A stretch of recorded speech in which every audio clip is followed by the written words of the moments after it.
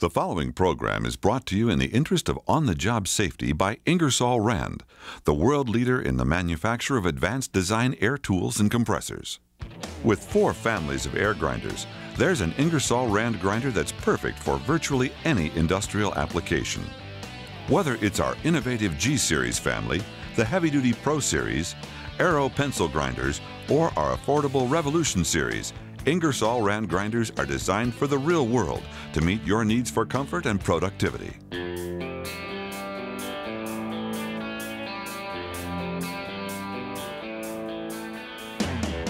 Portable air grinders have earned an important place in industry thanks to their unmatched versatility, reliability, and ergonomic designs.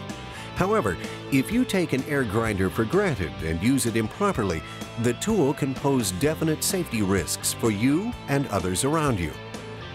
By watching this program, you'll have a greater awareness of the risks you face, a better understanding of how to prevent mishaps and injuries, and the role you need to play in workplace safety.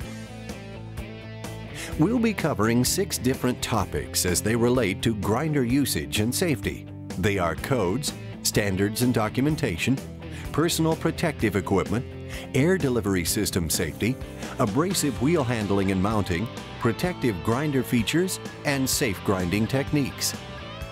As you watch the program, keep in mind it is intended to give you an overview of air grinder safety issues. While we'll be covering quite a bit of important information in this program, it is by no means all-encompassing.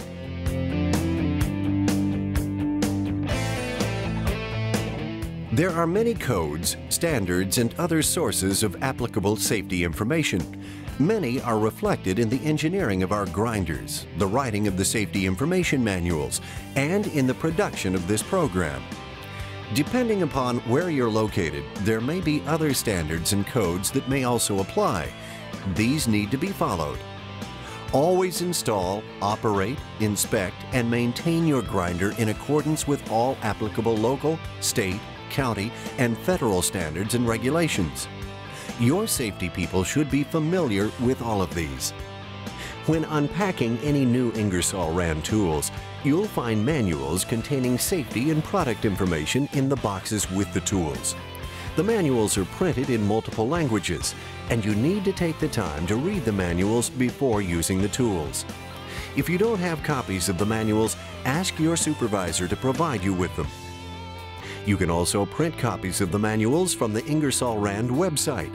Simply go to the Service and Support section of irtools.com, where you'll find manuals and tech data for the particular tool you're interested in. Just select what you want, then read or print it. Once you've read the manuals and familiarized yourself with the applicable codes and standards, you can proceed to use your grinder safely.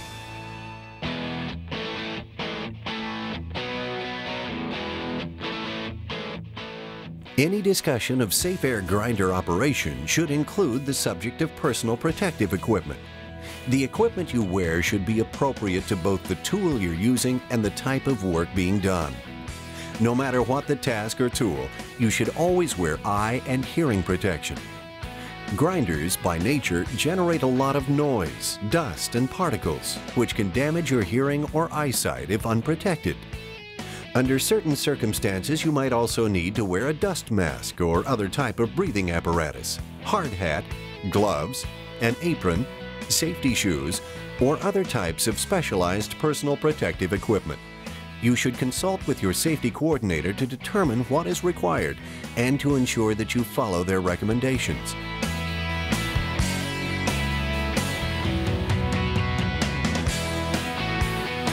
Since we're talking about air grinders, it's important to touch on safety issues pertaining to the air delivery system. Ingersoll Rand recommends 90 psi as the maximum safe operating pressure for our air grinders. A reading below 90 psi isn't unsafe, it will just limit the grinder's power and speed. You should also periodically check the air hose for any defects, such as kinks, leaks, fraying, etc. These can cause line ruptures and, in turn, injuries. If there are any defects, correct them before you connect the grinder to the hose. Protect the air line from traffic, ideally either by suspending the line overhead or mounting it on a wall. The hose you're using should be kept out of traffic as best as possible in order to protect it from being run over and damaged. If you're using a hose that has an inside diameter larger than 1/2 inch, install a safety device, commonly called an air breaker, at the source of the air supply or branch line. In the event of a hose failure, the air breaker reduces the airflow and limits hose whipping, which could cause serious injury. Always use correct-sized hose fittings, which will help you maintain maximum air pressure along the length of the line. Quick disconnect fittings can be used on grinders with wheels smaller than 4 inches in diameter when installed directly into the tool's air inlet port. Never install a quick disconnect into the air inlet port of a grinder with a wheel 4 inches or larger. In those situations, you need to use a hose whip, which would be threaded into the grinder's air inlet, separating the grinder from the quick connect or other hose coupling. Blow out the line to remove any moisture or dirt. To do so, simply attach an air gun to the end of the hose, point it in a safe direction, and then blow out the line. Always have the air supply shut off when attaching or detaching any air tool. Before connecting the air line to the tool or a whip, be sure to clean off any dirt or grit that may have accumulated on the fittings. You can then connect the tool to the air line. Double check that the connections are secure, especially threaded connections, because they can work loose quickly if they're not properly tightened. A safety cable should also be used across hose connections when the hoses have inside diameters larger than 1/2 inch. For hose couplings, put the safety cable loop around each hose end, then connect and lock the couplings together. To complete the safety cable installation, you must then slide the safety cable loop down each hose until it's taut, which our worker has yet to do. When you've double-checked everything, go ahead and open the shutoff valve. Let's take a minute to review the steps we just covered regarding air delivery system safety. Have sufficient air supply at a recommended 90 psi maximum. Check pressure periodically with a calibrated gauge. Check for and correct any hose defects. Protect the airline from traffic, ideally either by suspending the line overhead or mounting it on a wall. Then, the hose you're using should be kept out of traffic as best as possible in order to protect it from being run over and damaged. Use an air breaker if the hose is larger than 1/2 inch inside diameter. Always use correct size couplings. Quick disconnect couplings can be threaded directly into grinders with wheels less than 4 inches in diameter. Never use quick disconnect couplings on grinders with wheels 4 inches or larger in diameter. Blow out the air line. Always shut off the air supply when changing tools or abrasive wheels. Use a hose whip between the tool and any hose coupling with wheels 4 inches or bigger in diameter. Clean dirt and grit from fittings. Check all connections for secure seal. Use a safety cable across hose connections with hoses larger than 1/2 inch inside diameter. Be sure to spread it taut.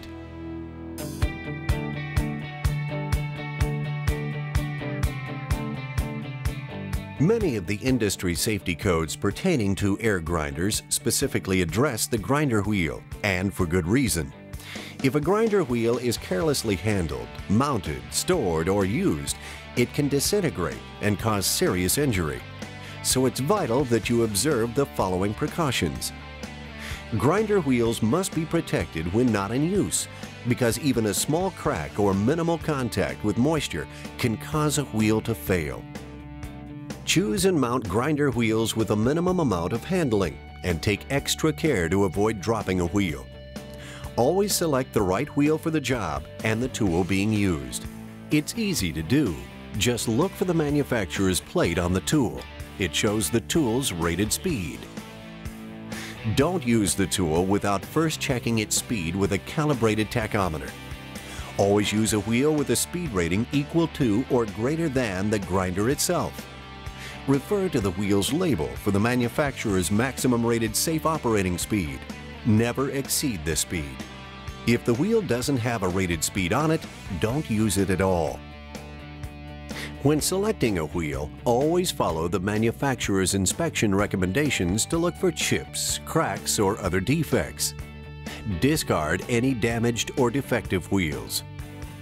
As you proceed with mounting a particular grinder wheel, keep in mind that improper mounting is perhaps the single most common cause of wheel failure. So it's absolutely vital that you follow proper mounting procedures. Let's take a look at how to mount an abrasive wheel with a through-hole design onto a grinder using flanges. First, always use flanges that were supplied with the tool, making sure they're the same diameter, aren't accidentally reversed, and have matched recesses. A mismatched or reversed flange can cause stress and eventual failure of the wheel. Never, under any circumstances, use washers in place of flanges. As you're mounting the wheel, be sure it and the mounting flanges are wiped clean. This will ensure even contact with no pressure points. Let's talk about blotters for a moment. A blotter is a compressible washer that cushions the flanges, distributes their pressure evenly, and protects them from the abrasive surface of the wheel. Don't use a wheel if its blotters are loose, scuffed, or damaged. Place the wheel flanges correctly against the blotters. The grinder's arbor shank should now extend through the wheel with thread showing both in and through the outside flange. Tighten the end nut carefully. Over-tightening the end nut can stress the wheel, which could eventually cause it to break. Threaded grinder wheels require their own special precautions during mounting. Steel threaded bushings are molded into the wheel so it can be threaded onto the end of the grinder spindle. When using these kinds of wheels, it's vital that the flat surface of the bushing be flush with a flat surface on the backside of the wheel. If the bushing is not flush with the wheel surface, tightening of the wheel can cause the bushing to break free, resulting in a wheel that is not securely attached to the grinder spindle. This is an unsafe condition. Here's an example of a cone wheel with threaded bushing being mounted on a grinder spindle. Notice how the wheel's hub screws down flush with the flat surface of the flange. Here's an example of a threaded hub wheel being mounted on a grinder's arbor shank. In this case, the hub's flat surface should mate flush against the flat surface of the grinder's back flange surface. Once the wheel has been threaded and tightened, install a wheel retaining screw if provided. Now, you should test the wheel under speed. Hold the grinder under a steel bench or inside a casting, making sure everyone is out of the way. Turn the tool on and hold it at full throttle for 1 minute. If the wheel is damaged or weakened in any way, this is usually when it will fail. If it does fail and you need to mount a replacement wheel, be sure to turn off the air, disconnect the hose, and follow the previous steps closely. If the grinder's guard was struck by the disintegrating wheel, you'll have to first install a new guard before replacing the wheel. Now that we've gone over the various precautions for handling and mounting grinder wheels, let's spend a moment reviewing them. Protect wheels with minimal handling. Match the wheel to the tool and job. Refer to the manufacturer's plate on the tool for tool speed rating. Check the tool with a calibrated tachometer. Use a wheel with a speed rating that's equal to or greater than the grinder. Refer to the wheel blotter for maximum speed. Don't use wheels without speed ratings. Follow the wheel manufacturer's inspection recommendations and discard any damaged or defective wheels. Clean off flanges and use same-sized flanges with matched recesses. Never use a washer instead of a flange. Don't use loose, scuffed, or damaged blotters. Clamp flanges against blotters. The threaded arbor shank should extend through the wheel and flange. Tighten end nuts carefully. Replace any damaged guard. Wheels with threaded bushings should be mounted so flat back flange or nut surfaces are flush with each other. Use a wheel retaining screw if one is provided. Always test wheels under speed for 1 minute before using.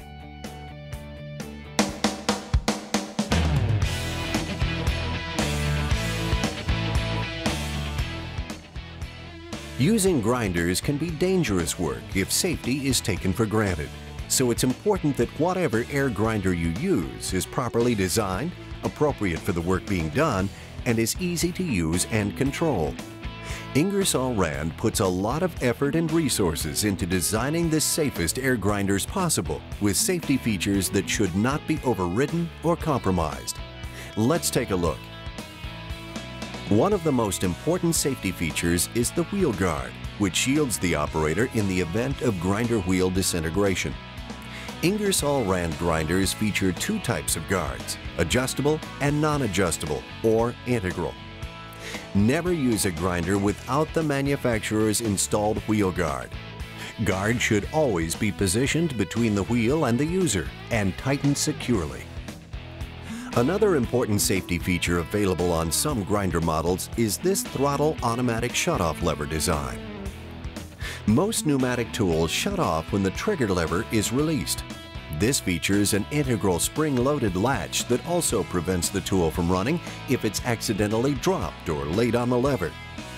Keep in mind that even properly handled, mounted, and guarded grinder wheels can fail and cause injury if they're used incorrectly or carelessly. In this last segment, we'll cover proper grinding techniques.